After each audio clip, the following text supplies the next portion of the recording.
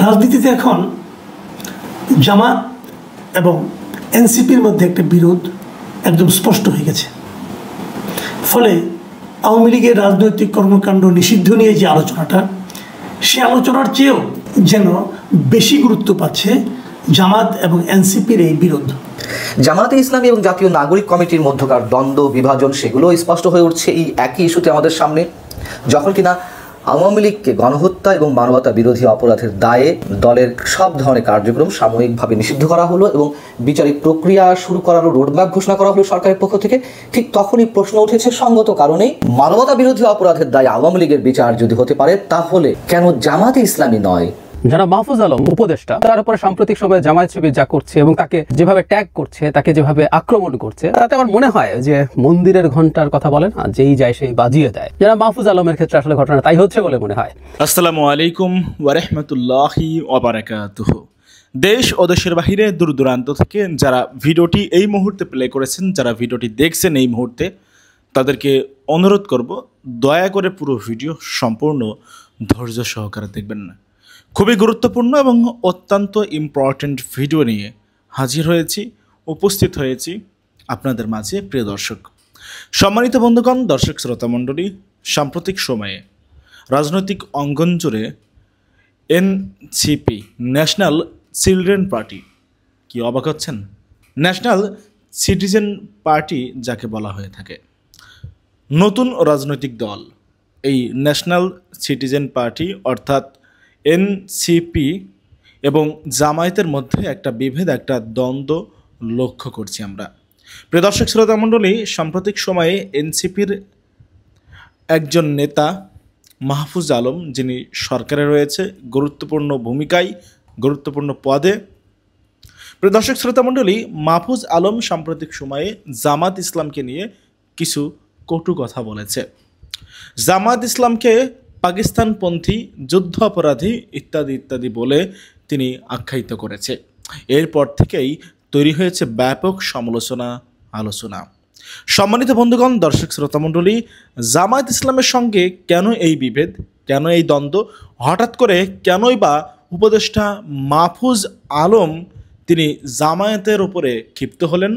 আমরা কয়েকটা প্রতিবেদন থেকে বিস্তারিত জানার চেষ্টা করব, তারপরে কথা বলবো। আশা করি পুরো ভিডিওটা জুড়ে আপনারা আমাদের সাথেই থাকবেন। আসসালামু আলাইকুম দর্শক, ৭১ প্রশ্নে জাতীয় নাগরিক কমিটি বা এনসিপি তাদের অবস্থান স্পষ্ট করার চেষ্টা করছে। পজিটিভ দিক থেকে এটি অবশ্যই ভালো দিক, দেরিতে হলেও তারা উপলব্ধি করছে। তবে সেই বিষয়টি এখনও তারা শক্তভাবে আমাদের সামনে উপস্থাপন করতে পারেনি। মানুষের মধ্যে নানান ধরনের প্রশ্ন রয়েছে, এগুলো কৌশল কিনা। জামায়াতে ইসলামী এবং জাতীয় নাগরিক কমিটির মধ্যকার দ্বন্দ্ব বিভাজন সেগুলো স্পষ্ট হয়ে উঠছে এই একই ইস্যুতে আমাদের সামনে, যখন কিনা আওয়ামী লীগকে গণহত্যা এবং মানবতা বিরোধী অপরাধের দায়ে দলের সব ধরনের কার্যক্রম সাময়িকভাবে নিষিদ্ধ করা হলো এবং বিচারিক প্রক্রিয়া শুরু করারও রোডম্যাপ ঘোষণা করা হলো সরকারের পক্ষ থেকে। ঠিক তখনই প্রশ্ন উঠেছে সঙ্গত কারণেই, মানবতা বিরোধী অপরাধের দায়ে আওয়ামী লীগের বিচার যদি হতে পারে তাহলে কেন জামায়াতে ইসলামী নয়? এবং সেটি তো আরও ভয়ঙ্কর, কোথায় ৭১ আর কোথায় ২৪। খুব স্বাভাবিকভাবেই এই ইস্যুতে জাতীয় নাগরিক কমিটি তারাও জামাতকে তাদের অবস্থান স্পষ্ট করার আহ্বান জানিয়েছে। এবং এই যে দুই দলের মধ্যকার যে দ্বন্দ্ব, সেই জায়গা থেকে অনেকেই প্রশ্ন করছেন ৭১কে ধারণ করতে গিয়ে এটি কোনো কৌশল অবলম্বন করছে জাতীয় নাগরিক কমিটি? আসলে কি তাদের মধ্যে আদর্শিক কোনো লড়াই শুরু হয়েছে, নাকি ক্ষমতার লড়াই? ক্ষমতা এককভাবে কেন্দ্রীভূত রাখার জন্য নিজেদের হাতে এই দ্বন্দ্বের উৎপত্তি কিনা কিংবা সৃষ্টি কিনা, সেই প্রশ্নগুলো উঠেছে। এবং সেই প্রশ্ন জায়গা থেকে অবশ্যই জাতীয় নাগরিক কমিটিকে তাদের আরও শক্ত অবস্থানে যেতে হবে। অনেকে বলছেন তারা খোলস বদল করছেন। কেন এই প্রশ্নগুলো উঠছে একটু বলি। জাতীয় নাগরিক কমিটির উদ্যোগে বা হাসনাত আবদুল্লাহদের আহ্বানে আওয়ামী লীগের নিষিদ্ধের দাবিতে যে ৩ দিনের আন্দোলন গত বৃহস্পতিবার থেকে শনিবার পর্যন্ত, শনিবার এবং শুক্রবারের জমায়েত বা মঞ্চে তাদের যে বক্তব্য, সেখানে অনেকগুলো তুমুল আপত্তিকর বিষয়ের অবতারণা ঘটেছে। সেখানে কোনো একটি পক্ষ স্লোগান দিয়েছে, নিজামের বাংলায় শেখ হাসিনার ঠাঁই নাই, গোলাম আজমের বাংলায় আওয়ামী লীগের ঠাঁই নাই। আওয়ামী লীগের ঠাঁই হবে কি হবে না সেটি অন্য প্রশ্ন। কোন দুঃসাহসী নিজামীর বাংলায়, গুলাম আজমের বাংলায় অমক অমকের ঠাঁই নাই, এই স্লোগানগুলো উচ্চারিত হয়। এবং সেখানে জাতীয় সঙ্গীত যখন এনসিপির উদ্যোগে পরিবেশনের উদ্যোগ নেওয়া হলো, সেখানে একটি পক্ষ নাকি শব্দটা বলতে চাই না, সেখানে একটি পক্ষ জাতীয় সঙ্গীত পরিবেশনের বিরোধিতা করেছিল। কত বড় দুঃসাহস এই বাংলাদেশে এখন এই পর্যায়ে এসে আমার জাতীয় সঙ্গীত গাওয়ার প্রকাশ্য বিরোধিতা করা হয়। সেই বিষয়টি এনসিপি নিজেরাই তাদের বিবৃতিতে নিয়ে এসেছে। তারা সোমবার একটি অফিসিয়াল বিবৃতি দিয়েছে গণমাধ্যমে, এবং সেখানে তারা ৭১ গণহত্যায় সহযোগিতায় অভিযুক্তদের সুস্পষ্ট রাজনৈতিক অবস্থান ব্যাখ্যা করার আহ্বান জানিয়েছে। সেখানে তারা বলছে যে, দেখুন কেন বলছেন, যে অনেকে প্রশ্ন তুলছে যে এটি এনসিপির কৌশল কিনা, এই জন্যই প্রশ্ন উঠছে। তারা বলছে বাংলাদেশের মানুষের ঐতিহাসিক সংগ্রামের অধ্যায়গুলো 1947, 1971 এবং 2024-এর যথাযথ স্বীকৃতি এবং মর্যাদা বাংলাদেশের রাজনীতি করার পূর্ব শর্ত। প্রথম কথা হচ্ছে আবারও সেই 71-এর সঙ্গে 24-এর একটা সমান্তরাল তুলনা অথবা পাশাপাশি অবস্থানে একটা দ্রবিসন্ধি বলি কিংবা ধৃষ্টতা, যেটি বলি না কেন, আপনি 71-এর সম্মান করবেন, কেন বারবার সেখানে 24-কে আনতে হবে? 24-কে তো আমরাও অসম্মান করি না, কিন্তু যা শুরু হয়েছে সেখানে অসম্মান করতে কাউকে কাউকে বাধ্য করা হচ্ছে। সিনিয়র সাংবাদিক নিউ এজের সম্পাদক নুরুল কবির তিনি তো বলেছেন যে এই সন্তানদের প্রতি আমাদের স্নেহ ছিল, তারা যেভাবে সাহস দেখিয়েছে গণ আন্দোলন, গণ অভ্যুত্থানে, কিন্তু যখন তারা ৭১-কে অস্বীকার করে এর দায় কার? বিবৃতিতে আরো বলা হচ্ছে যে ৭১-এ যারা এই জনপদের মানুষের জনযুদ্ধের বিরুদ্ধে অবস্থান নিয়েছিল এবং যাদের বিরুদ্ধে গণহত্যায় সহযোগিতার অভিযোগ রয়েছে, আমরা চাই তারা নিজেদের সুস্পষ্ট রাজনৈতিক অবস্থান ব্যাখ্যা করে জাতীয় সমঝোতা এবং ঐক্যকে সুদৃঢ় করবেন এবং 24-এর অভ্যুত্থানকে জন আকাঙ্ক্ষাকে বাস্তবায়নে সহযোগী হবেন। তারপর বলা হচ্ছে যে একটি পক্ষ সচেতনভাবে দলীয় স্লোগান এবং বাংলাদেশের জনগণের ঐতিহাসিক সংগ্রাম বিরোধী স্লোগান দিয়েছে। তার পরবর্তীতে বলা হচ্ছে আন্দোলনকারীরা জাতীয় সঙ্গীত পরিবেশনের সময় একটি পক্ষ আপত্তি জানালেও তারা দৃঢ়তার সঙ্গে জাতীয় সঙ্গীত পরিবেশন করেছে। এখান থেকে প্রশ্ন উঠছে যে এখনো পর্যন্ত তাদের কথাবার্তায় নানান ধরনের ধূম্রজালের সৃষ্টি হচ্ছে। 24-কে সম্মান করেন, 24-কে ধারণ করেন, সব কিছু ঠিক আছে, ৭১-এর সঙ্গে অন্য কোনো কিছুর তুলনা চলতে পারে না। স্পষ্ট কথা, এর মধ্যে কোনো ইফ বাট যদি কিন্তু এসব ধরনের কিছু থাকতে পারে না। এবং তারা নিজেরাই বলছে যে একটি পক্ষ জাতীয় সঙ্গীত পরিবেশনের বিরোধিতা করেছিল, তাহলে এত সহজে সেই পক্ষকে ছেড়ে দেওয়া হলো কেন? সেই পক্ষের সঙ্গে কেন এত সহজেই গলায় গলায় ভাব করে কেন একসাথে শেখ হাসিনার বিরুদ্ধে স্লোগান তোলা হয়, যেখানে আমার অস্তিত্বের বিরুদ্ধে তারা অবস্থান নেওয়ার সুযোগ পায়? এবং এই ধরনের ঘটনা আমরা এর আগেও দেখেছি। মাহফুজ আলম তিনি নিজেও নতুন করে জামাতের বিরুদ্ধে কথা বলেছেন, ইঙ্গিতপূর্ণ কথা বলেছেন, এবং মুক্তিযুদ্ধের ইস্যুতে কথা বলেছেন। বেশ ভালো কথা, আমরা এগুলো পজিটিভলি নিতে চাই। যেমন তথ্য উপদেষ্টা মাহফুজ আলম গত দুদিন আগে তার ফেসবুক স্ট্যাটাসে লিখেছেন ৭১-এর প্রশ্ন মীমাংসা করতেই হবে, যুদ্ধাপরাধের সহযোগীদের ক্ষমা চাইতে হবে, বাংলাদেশে রাজনীতি করতে হলে পাকিস্তান পন্থা বাদ দিতে হবে, পাকিস্তান এদেশে গণহত্যা চালিয়েছে, পাকিস্তান অফিসিয়ালি ক্ষমা চাইলেও তদুপরি আবারও ক্ষমা চাইতে রাজি হলেও যুদ্ধাপরাধের সহযোগীরা এখনো ক্ষমা চায়নি। বিষয়টা হচ্ছে যে পাকিস্তান আনুষ্ঠানিকভাবে কি ক্ষমা চেয়েছে? চায়নি তো, এখানে বিভ্রান্তি সৃষ্টি করা হচ্ছে। আবার বলা হচ্ছে এদেশে যারা রাজনীতি করছে পাকিস্তানের পক্ষ নিয়ে বা ৭১-এর সহযোগীর ভূমিকায় ছিল গণহত্যার, তাদেরকে অবস্থান স্পষ্ট করতে হবে। বেশ ভালো কথা। এর আগে আবার একটি স্ট্যাটাসে মাহফুজ আলম কি বলেছিলেন?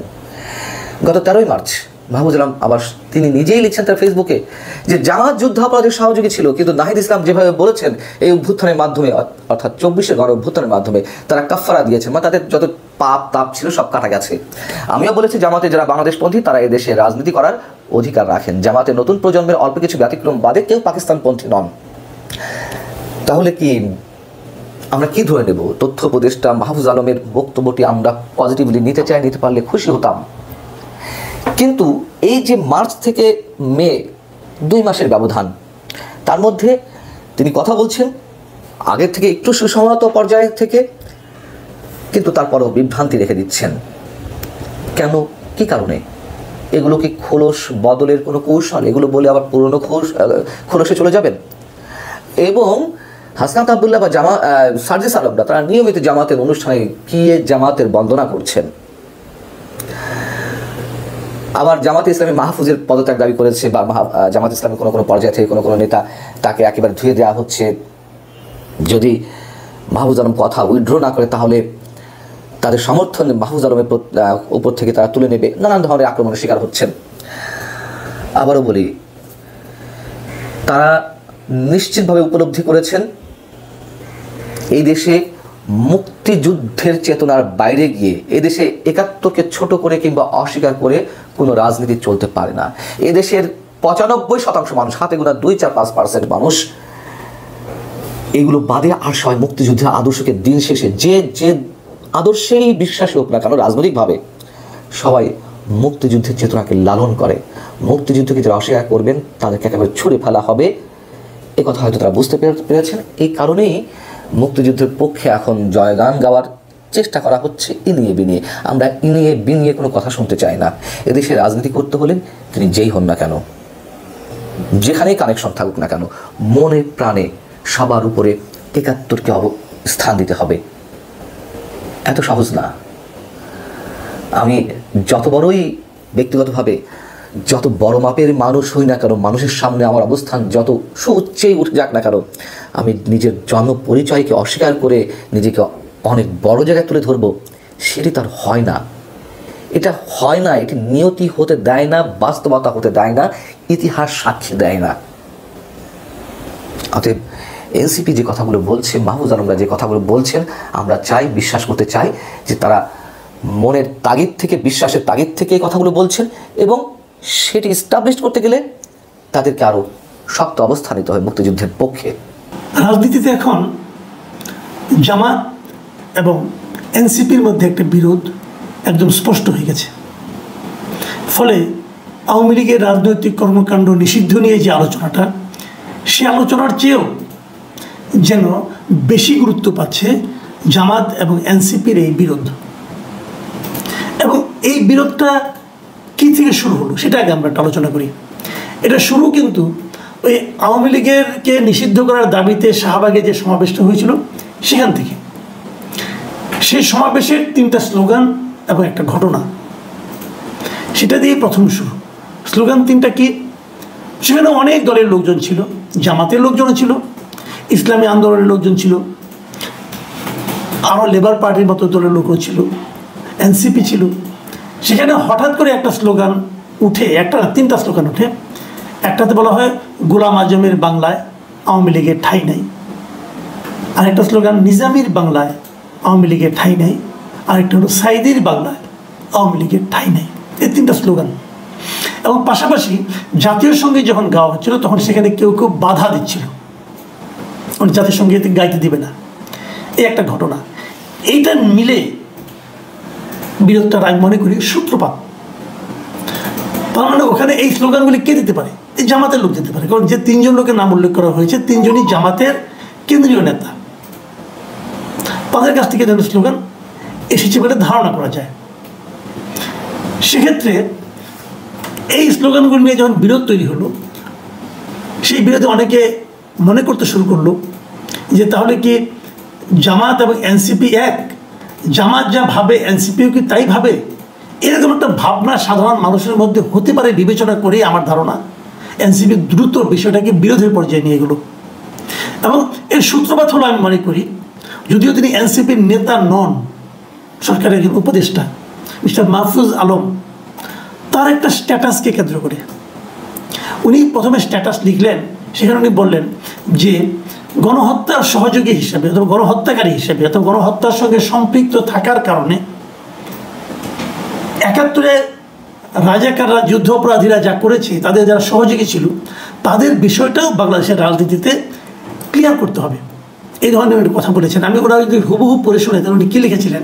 উনি লিখেছিলেন যে ৭১-এর প্রশ্নে মীমাংসা করতেই হবে, যুদ্ধ অপরাধের সহযোগীদের ক্ষমা চাইতে হবে, বাংলাদেশে রাজনীতি করতে হলে পাকিস্তান পন্থা বাদ দিতে হবে, পাকিস্তান এদেশে গণহত্যা চালিয়েছিল।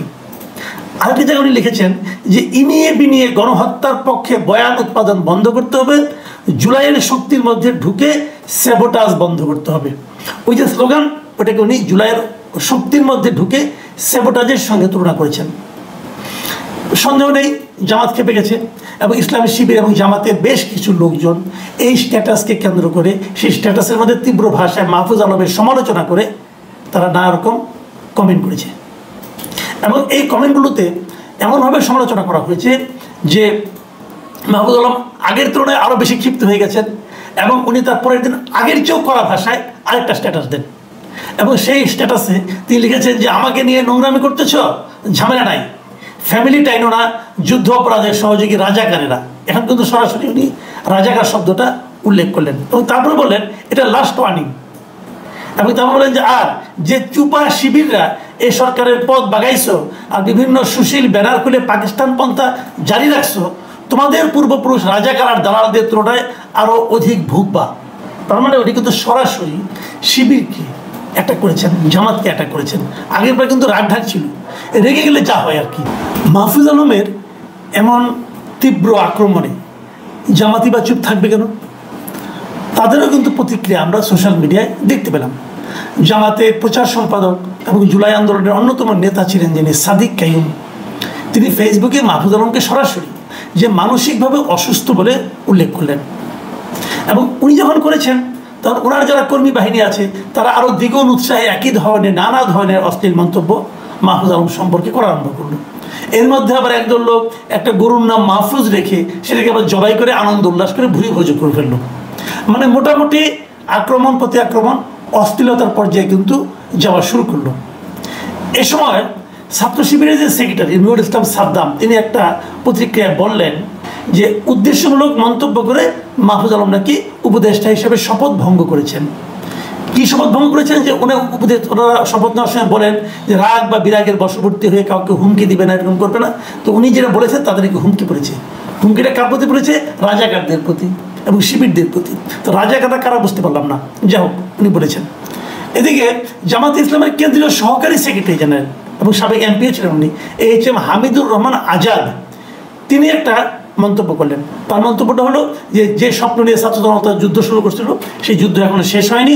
এরকম পর্যায়ে পুরনো কাসন্দি বিভাজনমূলক কথা জাতির আশা আকাঙ্ক্ষার পরিপন্থী, এসব কথা দেশের মানুষ অনেক আগেই প্রত্যাখ্যান করেছে। এটা কিন্তু গুরুত্বপূর্ণ কথা। মানে উনি বলতে চাচ্ছেন যে ৭১-এর মুক্তিযুদ্ধের যারা যুদ্ধ অপরাধী অথবা যারা ৭১-এ যারা মুক্তিযুদ্ধকে অস্বীকার করেছিল, যারা বাংলাদেশকে অস্বীকার করেছিল, এই জামাতে ইসলামের তখনকার যে রাজনৈতিক সিদ্ধান্ত, এই সিদ্ধান্ত নিয়ে কথা বলাটা কোনো প্রয়োজন নেই, এটা পুরানো কাসন্দি এবং এসব কথাই দেশের মানুষটাকে অনেক আগেই প্রত্যাখ্যান করছে। তার মানে মাহফুজ আলম যে কথা বলছেন এই কথাকে জামাত তো বটে, জামাতের দাবি অনুযায়ী দেশের মানুষ ও জনগণকে প্রত্যাখ্যান করেছে। কিন্তু এনসিপিতে কিন্তু মাহফুজ আলম কেউ না, মাথায় রাখবেন, এনসিপিতে কিন্তু মাহফুজ আলম কেউ না। তো এনসিপির পক্ষ থেকে আবার 2 দফায় প্রতিবাদ আমরা দেখতে পেলাম। মাহফুজ আলম এই প্রথম স্ট্যাটাসটা দিয়েছিলেন 11 তারিখে, 11 মে। 12 মে আমরা দেখলাম যে এনসিপির পক্ষ থেকে একটা বিবৃতি দেওয়া। সেই বিবৃতিতে তারা বলল যে ৭১ সালের এই জনপদের মানুষের জনযুদ্ধের বিরুদ্ধে যারা অবস্থান নিয়েছিল জাতির সামনে তারা তাদের রাজনৈতিক অবস্থান সুস্পষ্টভাবে ব্যাখ্যা করবে, এই ধরনের প্রত্যাশা এনসিপি করে। তার মানে তারা স্পষ্টভাবে বলতে চাইল জামাত ৭১ সালে এই জনপদের মানুষের যে জনযুদ্ধ মুক্তিযুদ্ধ তার বিরুদ্ধে অবস্থান নিয়েছিল এবং তারা সেটা নিয়েছিল, তাদেরকে এটা এখন ক্লিয়ার করতে হবে। ক্লিয়ার করা মানে কি? ক্ষমা চাইতে হবে, না হলে কী হবে সেটা ব্যাখ্যা করেনি। আবার পরের দিন মানে আজকে 13 তারিখে তাদের আরেকজন কেন্দ্রীয় নেতা যে যুগ্ম মুখ্য সমন্বয়ক মিস্টার নাসিরুদ্দিন পাটোয়ারি, তিনিও কিন্তু একই কথা বলেছেন। তিনি ওই ঘটনাকে উল্লেখ করে বলেছেন যে দেশের জাতীয় সঙ্গীতকে অবমাননা ও ৭১কে উপেক্ষাকারীদের রাজনীতি বুমেরাং হবে। এনসিপি এই 2 বিষয়ে কাউকে ছাড় দেবে না। এখন তার মানে জামাতের এই যে স্ট্যান্ড, এটাকে এনসিপি কিন্তু ছাড় দেবে না। এই যে সরাসরি মুখোমুখি দাঁড়ানো, এটা কেন? এটা নিয়ে অনেকেই বলেছেন, এতদিন কিন্তু এটা নিয়ে কোনো বিরোধ হয়নি। শিবিরের সঙ্গে কাঁধে কাঁধ মিলিয়ে তো এনসিপি ছাত্ররা আন্দোলন করেছে, ক্ষমতা থেকে হাসিনাকে সরিয়েছে। এখন তারা বিভেদ তাদের মধ্যে দেখা যাচ্ছে কেন? এখন তারা পরস্পরের সঙ্গে মুখোমুখি অবস্থানে চলে আসছে কেন? এটাই হলো মূল আলোচনার বিষয়। এই আলোচনা একটু বড়, আমার ধারণা এটা নিয়ে আমি পরে আরেকদিন আলোচনা করব। কেবল এটুকু বলে রাখি আপনাদের, এই বিভেদের মূল কারণ কিন্তু কোনো আদর্শ নয়। এর মূল কারণ হলো যে পার্থিব কিছু স্বার্থ। যারা মাহফুজ আলম উপদেষ্টা, তার উপরে সাম্প্রতিক সময়ে জামায়াত শিবির যা করছে এবং তাকে যেভাবে ট্যাগ করছে, তাকে যেভাবে আক্রমণ করছে, তাতে আমার মনে হয় যে মন্দিরের ঘন্টার কথা বলেন, যেই যায় সেই বাজিয়ে দেয়। যারা মাহফুজ আলমের ক্ষেত্রে আসলে ঘটনা তাই হচ্ছে বলে মনে হয়। কেন বলছি, আমরা খেয়াল করবো এই সরকার যখন ক্ষমতায় আসে তখন থেকে ভারত একজন মানুষকে খুব সিরিয়াসলি টার্গেট করেছে, সেটা মাহফুজ আলম। এবং মাহফুজ আলম হচ্ছেন হিজবুত তাহরির। আপনারা যে কেউ অনলাইনে ভিনা সিকরি বাংলাদেশকে নিয়ে যতবার কথা বলেছে, ভিনা সিকরির আলাপ দেখবেন, তিনি মাহফুজ আলমকে স্পষ্টভাবে হিজবুত তাহরির বলছেন। এবং তিনি শুধু নন, অন্যান্য অনেকে বলে। সো ভারত তাকে শত্রু, জামাত শিবির তাকে আবার ভারতের দালাল বানাচ্ছে, ইসলামের একটা অংশ তাকে আবার ইসলামের শত্রু বানাচ্ছে। মানে এক অদ্ভুত সিচুয়েশন তাকে নিয়ে। কেন তিনি এটায় পরিণত হলেন সেটা নিয়ে একটু কথা বলতে চাই। তার আগে একটা কথা একটু বলে রাখা ভালো, এখন পর্যন্ত মাহফুজ আলমকে নিয়ে আমি 2বার সম্ভবত বা 3বার কথা বলেছি, 2বার সরাসরি, আরেকবার ডক্টর ইউনুস তাকে যখন ব্রেইন বিহাইন্ড দ্য মুভমেন্ট বলেছেন তখনও। আমি পছন্দ করি তিনি তার কিছু আচরণ, তার কিছু বক্তব্য। যেমন ধরুন, তিনি উপদেষ্টা হওয়ার আগে বা প্রথম তৈরির প্রধান উপদেষ্টার বিশেষ উপদেষ্টা বা কিছু একটা হয়েছিলেন, তারপর এখানে তথ্যতে গেলেন। উপদেষ্টা হওয়ার আগে তিনি জুলাই গণপরিষদে একটা বক্তৃতা করেছিলেন, ওই বক্তৃতাটা যে কেউ দেখতে পারেন। তিনি নিজেকে কার্যত মাস্টার মাইন্ড আসলে দাবি করেছিলেন, এটা তিনিই করেছিলেন। এটা অত্যন্ত বোকামিপূর্ণ, অত্যন্ত বালখিল্যপূর্ণ দাবি ছিল বলে আমি মনে করি। সেটার বিরুদ্ধে আমি কথা বলেছিলাম এভাবে যে কেন এটা কোনোভাবেই একটা পরিকল্পিত মুভমেন্ট হতে পারে না, আলাদাভাবে ভিডিও করেছিলাম। শুধু তাই না, ফেসবুকে তিনি মাঝে মাঝে স্ট্যাটাস দেন এবং তার কিছু স্ট্যাটাসের সমালোচনা করেও আমি কথা বলেছি। কিন্তু এই সমালোচনাগুলো থাকবে, কিন্তু একটা গুরুত্বপূর্ণ মানুষ তিনি এই মুভমেন্টের, এতে কোনো সন্দেহ নেই। অনেক গুরুত্বপূর্ণ মানুষদের একজন তিনি, মাস্টার মাইন্ড বলে আমরা সহজে যেভাবে বলি, নন, কেউই নন, আসলে কেউ নন। যে কারোর সাথে আমি এটা নিয়ে ওপেন ডিবেট করতে প্রস্তুত আছি। যাই হোক, সেদিকে যাচ্ছি না। কিন্তু এখন যখন তিনি এই সংকটে পড়েছেন, মাহফুজ আলমের প্রতি আমাদের দৃষ্টিভঙ্গি কী হবে? উনি সংকটে কেন পড়লেন? ওনার সংকটের কারণ হচ্ছে তিনি প্রথম একটা ফেসবুক স্ট্যাটাস দিয়েছিলেন, সেটা একটা অংশ আমি একটু পড়ি। তিনি বলছেন এভাবে,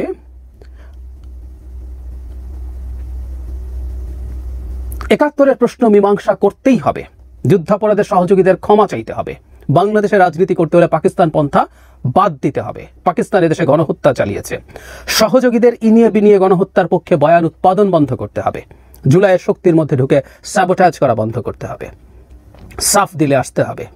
আর এরপর মুজিববাদী বাম, মানে উনি 2টা গ্রুপকে টার্গেট করেছেন। কি সমস্যা হয়েছে আমি ঠিক বুঝলাম না। মানে উনি এখানে তো জামাত শিবির টিবির বলে নাই, তাই না?